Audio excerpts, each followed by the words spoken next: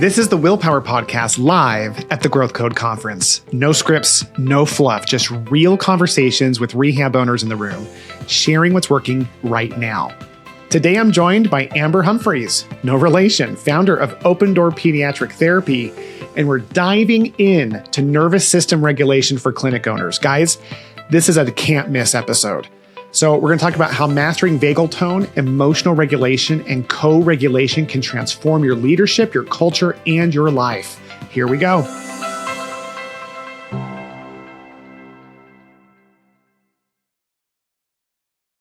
Amber, so let's talk about remind me again some of the highlights of what we were thinking about for the show.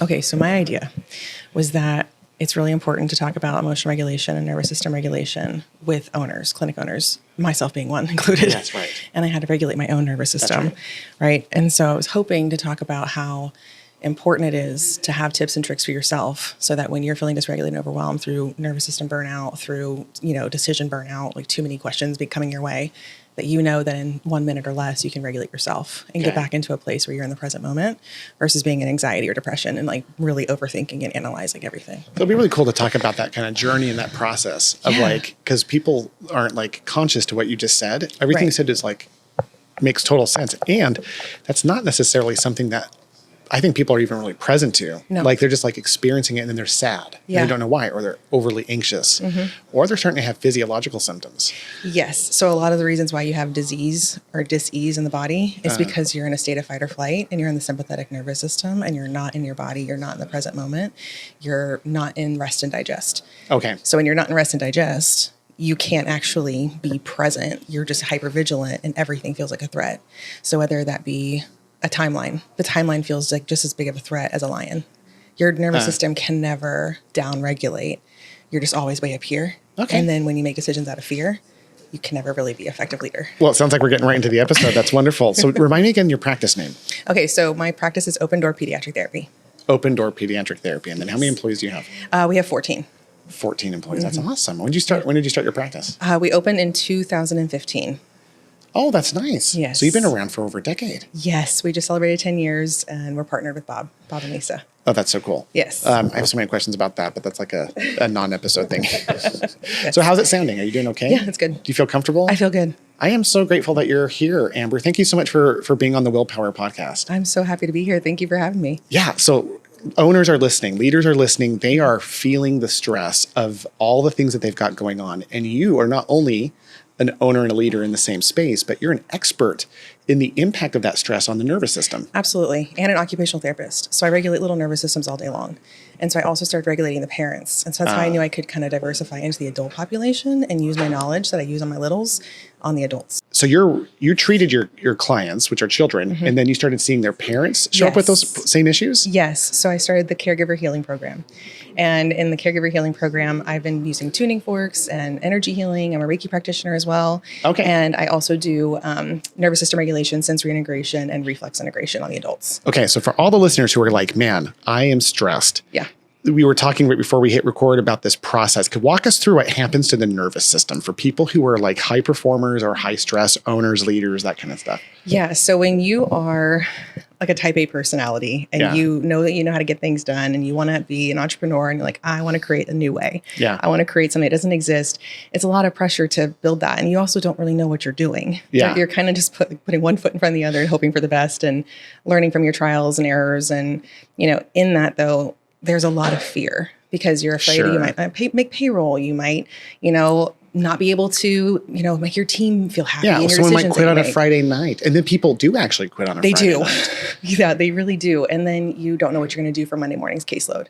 Or if you only have one SLP or one PT, then you're like, oh, now what do I do? Right? And I've been through all of those trials and tribulations as an owner after the last 10 years. And my nervous system got to a point where I literally lived in panic mode. I lived in a severe state of dysregulation. And so the reason I know this works is because I healed my nervous system doing it myself. Okay, so dysregulation. Yes. What are the symptoms and characteristics of a system in dysregulation? Let's see, a lot. You might feel your racing heart rate. You might have racing thoughts. You might feel sick. You might have freeze mode where you're just dissociating or doom scrolling. Your body can present in different ways. Fight would be you're really agitated, irritated. right? Flight is you just want to run away from everything. So people do like kind of fit into those buckets of like, I'm either like fighting. And so that's me. Yeah. And I get to the point where I'll have heart palpitations where they'll skip beats. And then flight, or is that avoidance behavior where people maybe get quieter or like more isolated? You just want to, you're avoidant, right? You're avoidant to like solutions. You're avoidant to everything. You're like, I'd rather just not look at those emails. Like I don't want to be a part of this anymore. You want to run away. And then the freeze is like, I can't make a decision, or you're paralyzed. And that's when you're really in a state of, we call dorsal vagal. Like I say dorsal vagal dead, ventral vagal social and happy. And so when you're working with the vagus nerve, you need vagal tone, just like any muscle. But a lot of us don't have high vagal tone. Wait, so then hold on. The vagus nerve has its tone like a muscle? It's a nerve, and it has tone. Yeah. So if you have low vagal tone, then you're not going to have nervous system resilience. You're actually going to be more easily susceptible to being overwhelmed, being dysregulated and anxious and scared and living in fear. Or freeze. And then fawning is the people pleasing, which we talked about. That's me. I'm a recovering people pleaser. Yes. High five. We're doing a great job. I feel accepted and seen that you high fived me as a people pleaser. I feel pleased. You feel pleased. So tell me, go through that. Why is people pleasing a sign of dysregulation? Because you're in the state of fawn. I want to feel loved. I want to feel safe. You don't feel safe. The foundational issue is that you do not feel safe in your nervous system. So you have maladaptive behaviors such as fight, flight, freeze, or fawn that will try to protect your nervous system. So like think about when we were cave people, right? You had different strategies that you used so that you could have self-preservation. Right. And you'd feel safe in your nervous system, safe in your body. But it used to be a lion. But now it might be a timeline or a budget or a P&L or a hard meeting, conversation. a courageous conversation, right? Where you're like, I'm terrified to tell this employee that they're not doing great. That can make you, as the owner, feel very dysregulated and scared to have those conversations. So you might be a flight kind of personality and avoid it. And then it hurts you as a business owner. I'm guessing because we're overstimulating this response that we're underdeveloping the tone of the vagal nerve too. Yeah. Is that fair? Nerve. Yeah. The vagus nerve is the powerhouse of the body, right? It's called the wandering nerve. It's your 10th cranial nerve, and it goes from your brain, down your ears, your neck, your vocal cords, down into your heart, your diaphragm, and into your gut. So you might feel digestive issues when you're like your stomach is in knots. Yeah, people talk about that all the time. Like, oh, I'm irregular because I'm super scared of something. Yeah. When they have that, so that's an what is that to the vagal nerve? What's happening there? So, well, it's not being able to come online. You're living in your reptilian brain, your primitive brain, in the back of the brain, right? You're not living in the prefrontal cortex where your decision making happens. You're in survival mode. You're not in readiness, executive, CEO mode. You're a little child who's scared because you just want you. And we all are helpers. Every single one of us are helpers. All of us OTs, PTs, speech therapists, feeding therapists. Yeah, we're helpers. Right. That's why we do this. I became an OT because I probably needed OT. Right? Right. I became a PT because I fell off a mountain and broke my arms and legs and had PT. I think that's a beautiful part of healthcare's journey is usually it's done by people who needed it and loved it because it gave them back something that they lost. And then they want to keep giving because it feels almost therapeutic in a sense, selfishly, but it also is a reminder of how they can, in a powerhouse way, serve those other people. Absolutely. But then no one taught us really how to be business owners. Oh, right. No one at all. Like in the healthcare space, that's like the biggest flaw is that no one teaches. The only people who have some sort of help is the chiropractors. They're the ones who like really work at it. Yeah. And they have to. So like in your case, like, yeah, we don't have that training. No. So it's all like overwhelming and stimulates that reptilian brain. Yes. And so then you're a less effective leader. You're a less effective leader because you don't have the coping skills. So what I do is I teach my team and I go into schools and I teach emotional regulation is for everyone, tips and tricks for teachers in the classroom because classrooms are also super dysregulated. Okay. These leaders are dysregulated. But if I can teach children 30-second strategies, I can teach an OT a 30-second strategy to use when they're going between the bathroom break to go get their next kiddo. Got it. To how to do some humming breathing, how to do some butterfly tapping. Which we're going to get into in a little bit. So, okay, let's get into some of these elements. First, before we start showing like how to regulate, what does someone look like who has a strong vagal nerve? What does that look like? Okay, so when you have a really strong vagal tone and you're in ventral vagal, you are social, you are happy, you are able to collaborate, you're able to participate in group conversations without being like afraid of speaking up and using your truth. Your voice is clear, your heart is calm, your mind is focused. Really think about the ideal optimal space is ventral vagal. That's ventral vagal. So those are people who just seem pretty easygoing, happy, focused, present. But genuinely happy, not fake happy. Well, yeah, because I mean, that's the thing about people pleasing is you can seem really happy, but that could be your protective mechanism that you're putting on. And I think the difference being is that like for me, when I'm doing that as a protective mechanism, when I go close the door, I just need to be alone and like relax because I'm not doing that from a place of regulation. I'm doing that as a place of survival. Absolutely. Because you have to, because you don't feel safe. Yeah. If you felt safe, you wouldn't do those maladaptive behaviors. Interesting. You wouldn't seek it externally because you'd have it internally, intrinsically. Amazing. Yeah. So now let's talk about self-regulation and how to get there. I think there's so many people listening who are so dysregulated and they don't even know that they are until they're listening to this. True. How do they get started? I think what I'd like to know for me, I'm just thinking about this episode more for me personally, is how do I start regulating? And then what does like an ideal regulation act? I mean, because I'm guessing the things that we're talking about in between treating kiddos or patients is very different than what you're looking at in terms of an ideal strategy. Right. Those are more like short-term things you can do throughout the day. But let's start with those things. So the things that you can do that will have an immediate impact. There's a few. You said you sometimes get your heart racing a little fast. Well, it was so bad. They used to put a monitor on me and I was having up to 2,000 a day and they wanted to give me a pacemaker. Oh my God. And so there was a little bit more than just the fight or flight going on, but it was what I've learned is that through proper dosage of like electrolytes, specifically potassium and magnesium, with big focus on sleep and hydration. Hydration is so much of a fix for this because most of the time we're dehydrated and we don't even know it. Right. And I was throwing kidney stones, which was my biggest sign. I had those. They're the worst thing in the whole entire world. Oh man, Worse than childbirth. Thought I was going to die. So I'm so glad to hear that because I passed 4. Oh, it's one got stuck, which is another story, and they had to go in. But it's one of those where like, oh my gosh. Yeah. So hydration for my condition was huge, but like I would still get them. And now it's like when I hydrate, it's like, and I'm just taking these other elements and sleep. I'm guessing part of that is the regulation that's going on there because sleep has got to be huge for vagal nerve. Well, sleep is important for your brain to get into the parasympathetic state, right? Which is the rest and digest. And if you're not getting enough sleep because you're being an insomniac, because you have racing thoughts, because you can't sleep, because you're afraid of what decisions you're going to make tomorrow, then that impacts your ability to have the brain turned off and down regulate to where you can actually feel safe in your body. So like it's all tied together. And just a side note, there are physiological body reasons why you have a condition going on, like kidney stones, like that. There's other elements, right? Here.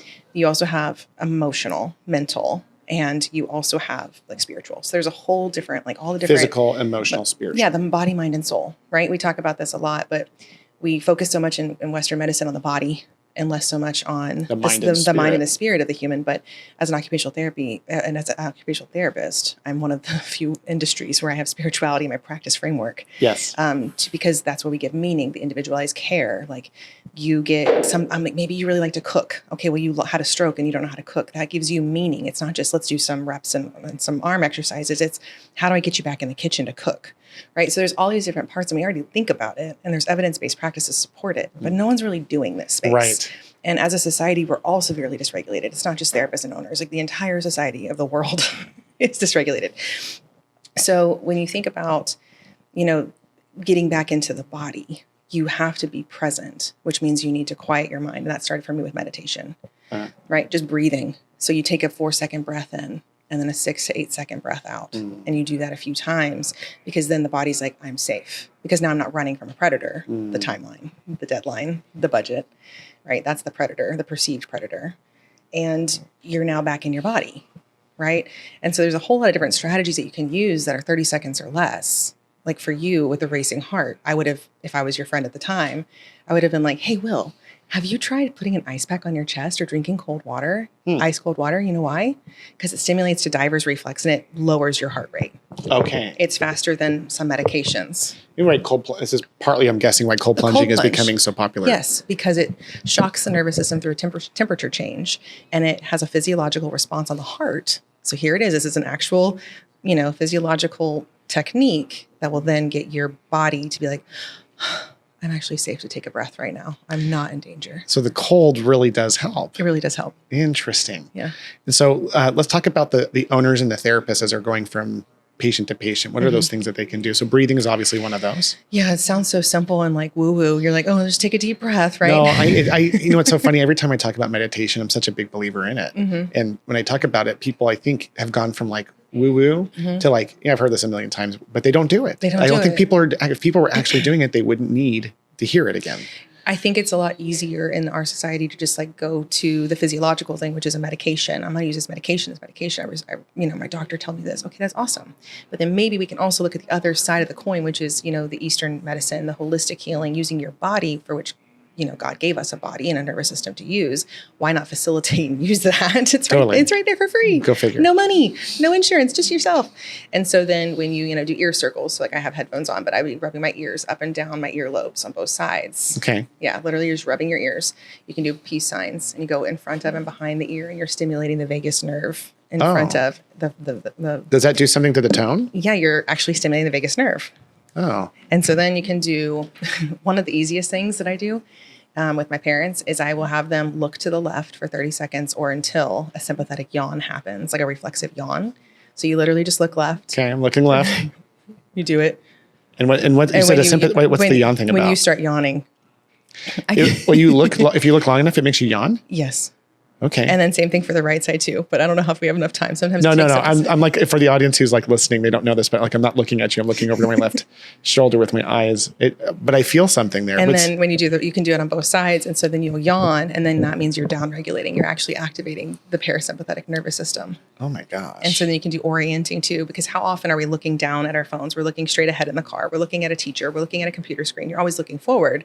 But as humans in the past, we used to have to orient. We used to looking left and right. Yeah. And so just gently looking around left and right and doing the 5, 4, 3, 2, 1. 5 things you can see, 4 things you can touch, like so on and so forth. Smell. Well, I think you're going through that pretty quick. Say that again. I'm sorry. So 5 things that you can see, 4 things that you can touch, 3 things that you can smell, 2 things that you can taste, and 1 thing you can see, whatever, all the different senses, right? Yeah. Why we do that is because it literally forces your brain into the present moment. And you can't think about it. And does that stimulate or strengthen the tone of the vagal nerve? It does. It stimulates, again, it continues to stimulate this parasympathetic nervous system. I see. Right. It's like it's over and over again. There's different touch things that you can do with the vagus nerve. You do humming breathing at the vocal cord level. Okay. What is that? So you're going to take a deep breath in through your nose and you're going to hum on the exhale. Yeah. Beautiful voice. Thank you. I'm now performing ASMR. This is Will. Tap, tap, tap. Tap, tap, tap. I'm so grateful that you're here today. Yeah. Is that what that is, by the way? The ASMR, is that like a whole like vagal nerve thing? It probably puts you into a parasympathetic state because it calms you down. Dude, seriously, a couple of days ago, I was flipping through my shorts. It sounds like I'm talking about my clothes. I'm talking about my video shorts. And this ASMR video came up and she's like, I'm so grateful for what you're doing today. She started scratching the microphone like this. And I literally was like, thank you. I feel better. I was like, I feel oddly compelled to say thanks. And I flipped my phone up and it just like, so that stuff is all vagal nerve stimulant. Yeah. And so when you think about like when you do the humming breathing, what that does is it opens up, we have also different energy centers in our body called chakras, which is the woo woo that I do in the Reiki world. Now we're getting into Reiki stuff. Yeah. Which is not necessarily for everybody, but we have nerve bundles. I've never received Reiki ever. I've had some people be very, very like vocal against it. But most people I've talked to who've experienced it are like, dude, I don't know why it works, but it freaking works. They're just very passionate about their reality around it. It's just love energy that you're channeling. We all have bioelectric fields. We are bioelectric beings of light, essentially is what we are. We are Agreed. An electromagnetic plane of existence on Earth. We are electromagnetic beings ourselves. We can feel energy, right? You can walk into a room and feel when the energy, you can cut it with a knife. Totally. Right? Energy is real. We believe in Wi-Fi. You can't see it, but you believe it's going to connect to your phone. That's right. But you don't believe that you are this magnificent creature that has energy as well. Yeah. And so you can sense when energy is good, as we talked about yesterday about nonverbal cues. Yes. Right. You can feel when the energy is off, right? That's all I'm doing is tapping into energy and being like, oh, what's going on? So you can tap into someone's energy field and clear energy.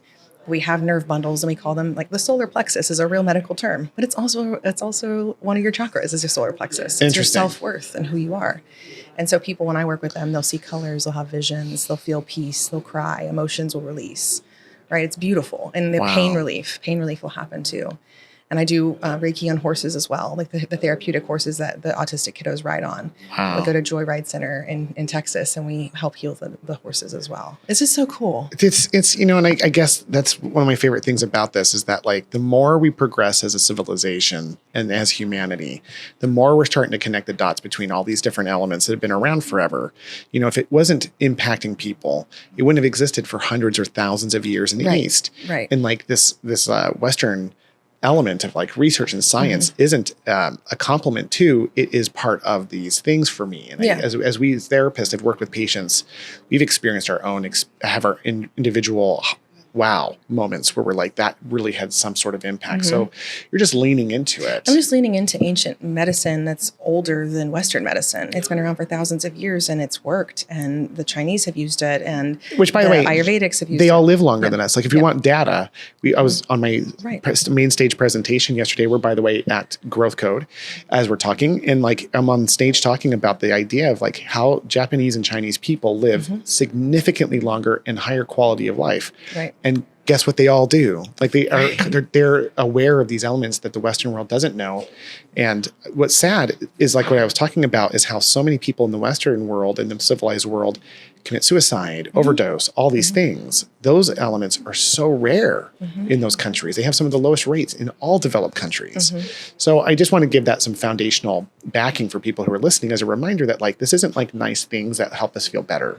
This is like science that helps us tap into a better quality of life. Yeah. And MD Anderson Cancer Center in Houston has Reiki practitioners that come there, right? Like boom. There's the mic drop. Mic drop. Like if it didn't help, then you wouldn't see it in certain settings, right? And I'm part of the Texas Reiki Alliance, and we're trying to get into hospitals. We're trying to get out there to where we're like, this is just an alternative.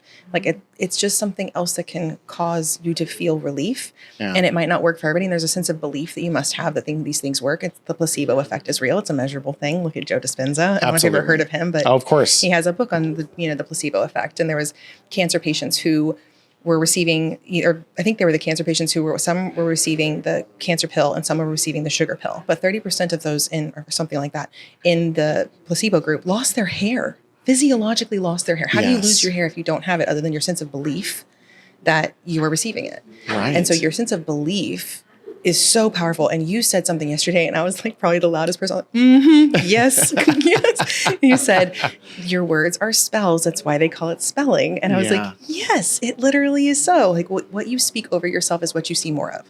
So if you are speaking, I am burnt out, I'm exhausted, yes. I am sick, I am this, I don't have time. Well, you're going to have less time. You're going to feel more burnt out. You're going to feel more sad. Absolutely. And as leaders in any industry, if you are stepping into the space of like, I'm going to be bold enough to like try to lead a team, it's the scariest shit you'll ever do in your life.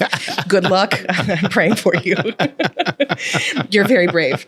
But when you're a leader in this space, you do have to know that you are a really, really important part of the team. Right. Because your team is borrowing your nervous system.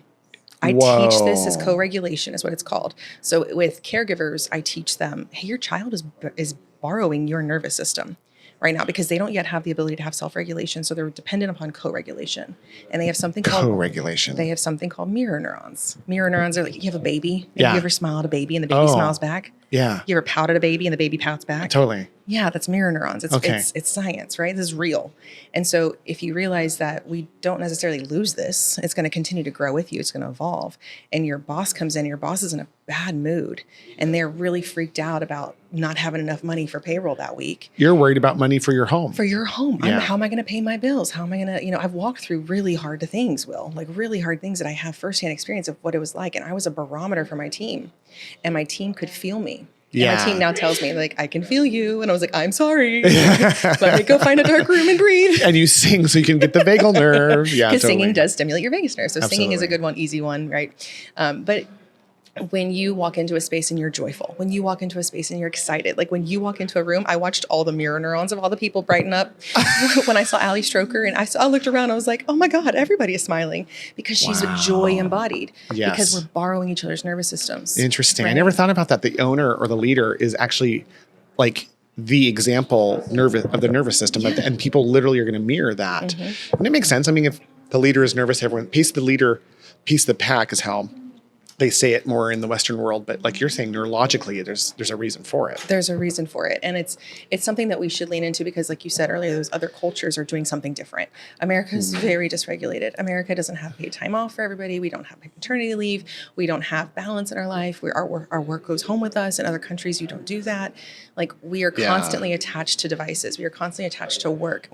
We feel a sense of value from how much productivity we can have versus like we're human beings and all we know how to do is be human doings. We don't know how to just be, but these other societies know how to be. They have the dolce vita, right? Like in Italy, like they have the downtime. They have the beautiful life. They go and they have balance. They go on vacation for a month in August. I went every year. And their sick rates, like just the common cold flu rates are so much smaller than ours. Because our bodies are in a state of dis-ease. So we see more disease. Yeah. Because we don't know how to get, our body is constantly in survival mode. Dis-ease. Yeah, we're in like dis-ease. We're not ease. No, we don't have ease. No, we don't. And so it makes you sick. Wow. It makes you really, really sick. And I had autoimmune diseases, all these different like lupus and all these different things. And they've gotten substantially better once I started regulating my nervous system. Now, listen, are you saying that the things that you just talked about between the, box breathing type things you described or the vagal nerve stimulation with the fingers or the eyes and those elements, are you saying that that's how you do it? Or is there more, like, is that more like coping through the day? Or like if someone came to you, like if I came to you as a patient, I just said, hey, listen, I'm a business owner. I believe you can help me regulate my nervous system. I'll do whatever you want me to do. I'm sure there's lifestyle changes that you would recommend as primary. Yeah, but tell me, how would you go about addressing someone like that? So I'm not a nutritionist, I'm an OT. So I would, if nutrition was a big part of it, I would refer you to a nutritionist, right? But then when you have, how do I say this? When you also live in fight or flight, most likely you have a lot of cortisol, stress hormone, coursing through your body. Absolutely. And in that, you can have these primitive infant reflexes that are retained. And so I would assess your fear paralysis reflex. I would assess your Moro reflex. These are the fight, flight, freeze reflexes. And so you literally will go into motor patterns. So if you've ever scared somebody and they go, and they go really big, that's Moro. Oh. Right? They drop and they freeze. That's probably fear paralysis. So my kids make fun of me because if it doesn't take much to startle me. Yeah. Because you live in hypervigilance. Because you have a dysregulated nervous system. I feel like I have a dysregulated nervous system. I can go test your reflexes in one of the rooms. Okay, let's go do that for sure. I want to know because like for me, I feel so much better than I have for a long time, but it's so fun to like think about, there's a way to handle this piece because there's almost like a shame and a guilt associated with being a higher performer. Yes. I love what I did yesterday more than anything when I'm with a group and facilitating it. And it takes energy for me to produce that. It's also where I want to be all the time. But like for me, it's like, then I'm shaming myself like, well, I'm not taking care of myself. And what am I going to do if I hurt myself? And in the sense that I'm accidentally getting sick because I'm in dis-ease and then I'm not present for my kids. Like there's all those like shameful guilt things because and that probably is more of that fight or flight kicking in. Right. But the biggest key takeaway to take away the shame is to tell yourself, I'm not broken. I'm just out of tune. And you've been systematically put out of tune from the environmental factors, food, water, and social life, like the things, expectations that we do, the pressure that we put on ourselves. And a lot of it stems from our childhood and upbringings, right? Like those are the factors that kind of lead with us and who we become as an adult. You're not broken. You're just out of tune. And my entire purpose is to bring people back into tune. And so I use tuning forks as well, which are beautiful, which they use tuning forks in therapy. They use them in physical therapy. All the time. In chiropractic to see if you have a fracture. Like it's a thing. But then when I put a tuning fork on the heart chakra, right on the heart space, every single parent, every single kid goes, interesting. They immediately breathe. And I put them on throat chakra too for these kids. And these kids will start, I'm like, oh yeah. You're talking. I had a child go from non-speaking to when we started doing tuning forks and AAC to now he's speaking. I'm not saying I'm curing, anyone who's non-speaking, but there are people. When you have blockages, like you're a great public speaker now. But did you ever, when you were first starting, feel like you didn't have your voice? It was kind of like you'd cough a lot, or your voice was like not really clear. You'd have to. It would go higher.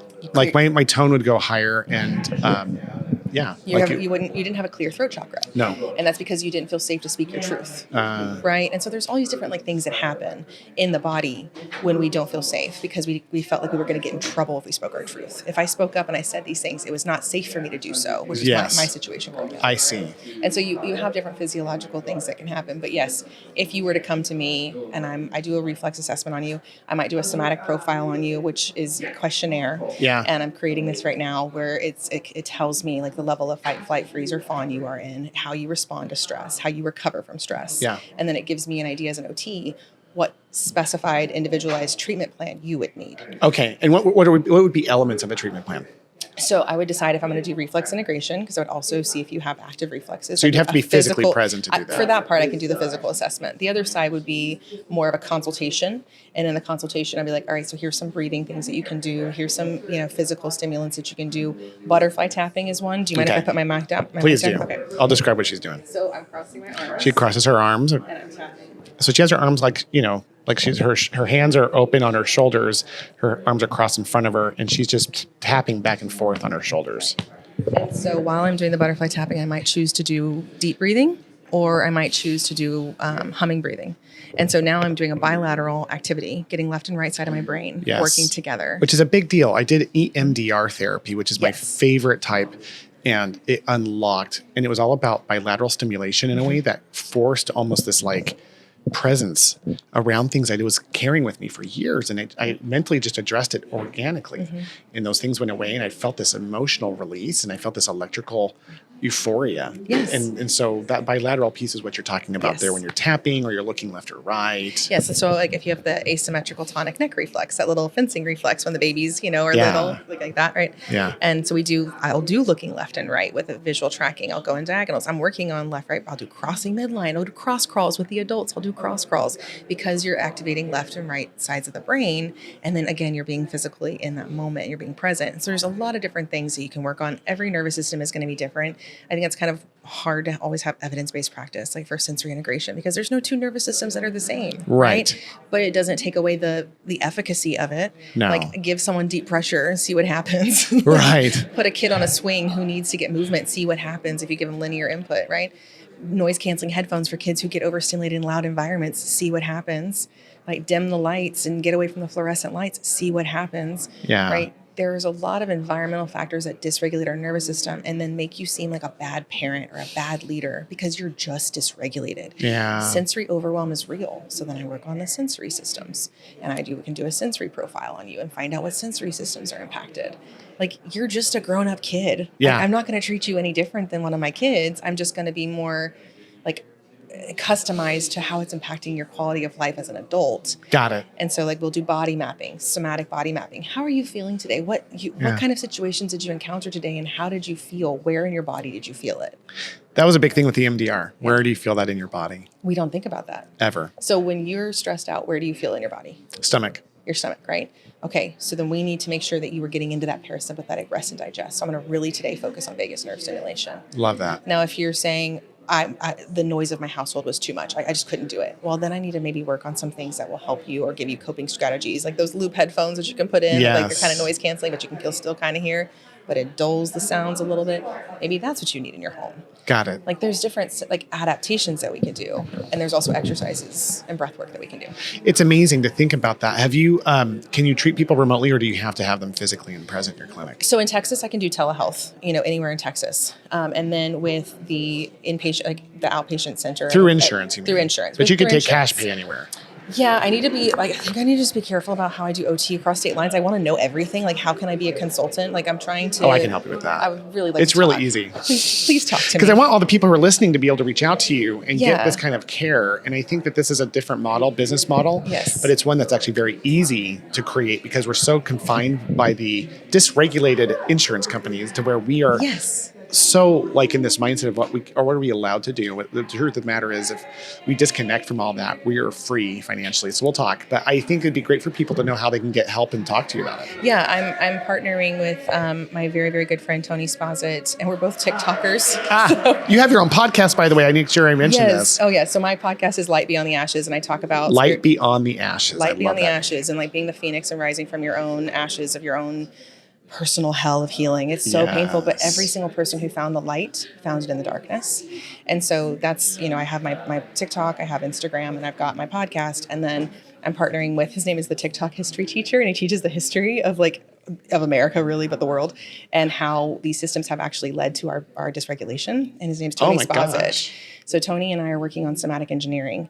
And so we are creating these somatic profiles so we can help people. And he makes he's like got One Ancient Earth. And so he has these bracelets and they're custom made for you. Wow. And they help. I put this on and I literally like felt like I was in my body. My husband put his on, his arm felt heavy.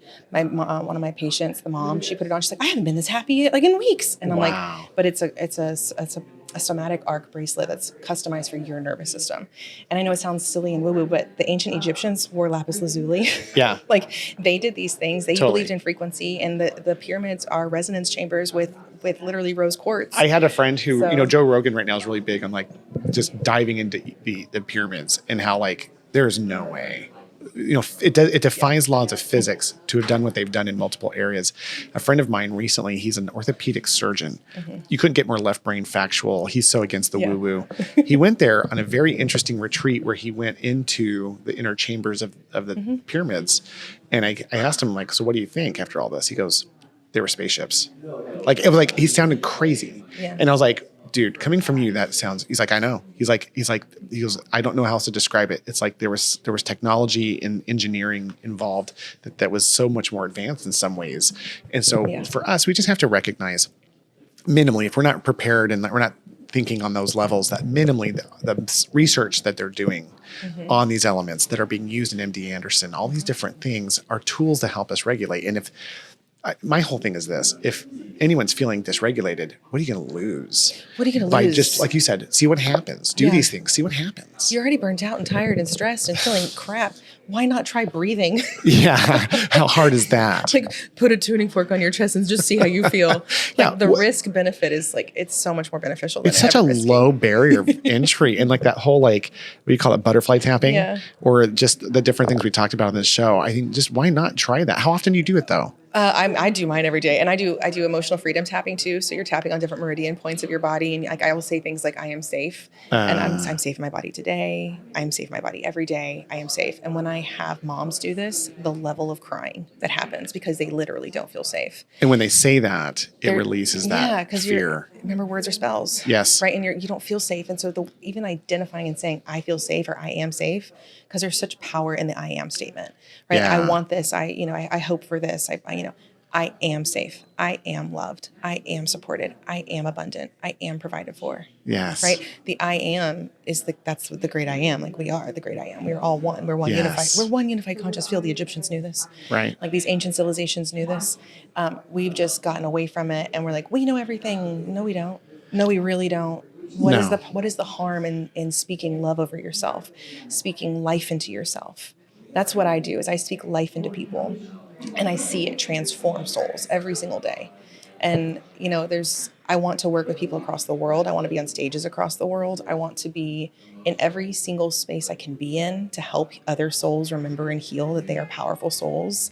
And you've been giving your power away to structures, but just learn how to be and see how you feel. Yes. I've become a better leader now. I was making decisions out of fear. I was making decisions out of panic.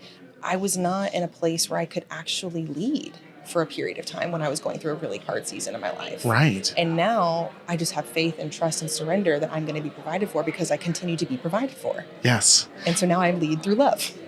Leading through love. By the way, that's literally what I say when I sign off. Is it really? Yeah. I'm going to do that in a little bit and show you. But it's so funny because I actually was at a conference last week where experts in elements of what you're talking about will say that they will say out loud when they're watching their TikToks, I don't accept this. Like if they see something that's negative or compressed, like I reject this. Yeah. As they're flipping through it so that their brains don't subconsciously absorb the stuff that we're being exposed to. But Amber, you are such a wonderful light. Thank you. I am so grateful to have had you on the show. I know my listeners got a lot, but I got so much out of just learning about this. There's elements I think I had some knowledge on, but never anything to this clarity point. And clarity equals power. Yeah. So how can people get a hold of you? How can they, say your podcast one more time. We'll put it all in the show notes, all these things. So my podcast is Light Beyond the Ashes, and you can find me on Instagram, TikTok, I think on Facebook probably too, but, and then I'm streaming everywhere on Apple Podcast, on Spotify, iHeart, and Amazon Music, and YouTube. So I'm everywhere. Okay. And then my company is Open Door Pediatric Therapy. And we're so excited. We're in Houston, Texas. We're growing. We have 11,000 square feet of fun that my husband and I custom built together. And it looks like a children's museum on steroids with tree houses and clubhouses and swing gyms and villages. And so you can reach us at opendoorpt.com. That is so awesome. I got to tell the audience, they know this. I don't listen to podcasts, even though I do more than one. And it's one of those where with you, I am not only am I following it, but I can't wait because I don't think for me, at least, there's anything more important to me in my journey right now than self-regulation. If I can't get my nervous system to regulate, I can't tap into the power of what I love to do, which requires me to use that power. Yeah. So I like to finish with some rapid fire questions. Okay. You ready? Yes. Okay. So what is your favorite go-to self-regulation activity? Humming breathing. Humming breathing. I was humming on the way here. I was humming down the hallway, and I do. Do you hum songs, or you just kind of hum like a flat tone, kind of like the meditative? Yeah. There's VU breathing too. You can do VU, Om. You'll feel it in different parts of your face, your throat, or your chest. So just kind of depending on which chakra I'm wanting to kind of clear. Okay, that comes to your expertise then. Yes, and then fear paralysis tapping. Can I show it to you real fast? Please. Okay, so I'm going to put my hand on my sternum. Okay. And I'm going to put there's multiple spots. But this is the one I do a lot. She has her hand on her sternum. She has both hands now, and she's tapping one hand above the other. Cha, cha. And she's saying cha, cha, cha, cha, cha as she's tapping on her chest. Ta, cha, cha, cha, cha. And so she's tapping on her chest. And what does that do? So this is going to help release any kind of pent up stress into your body. What? And yes. It really, you can do tapping kind of anywhere really, but the cha, cha, cha, cha, chas is what,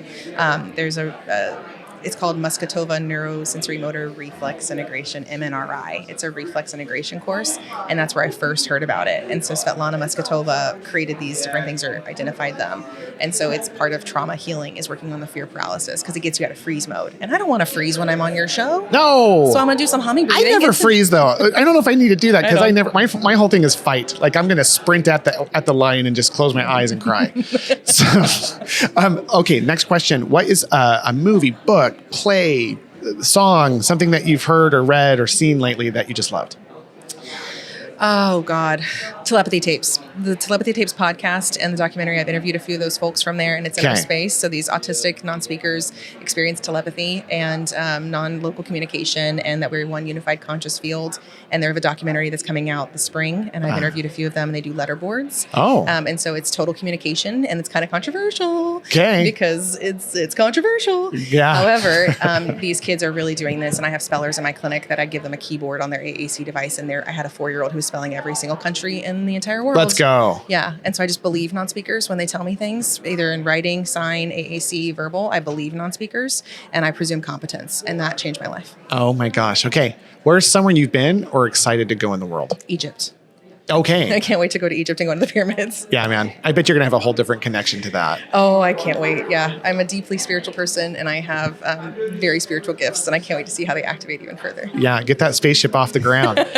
Okay. Last question. One of my things that I am aware of is that this recording is going to be out there in the ether for your descendants to see. What would you want them to know about what we talked about today?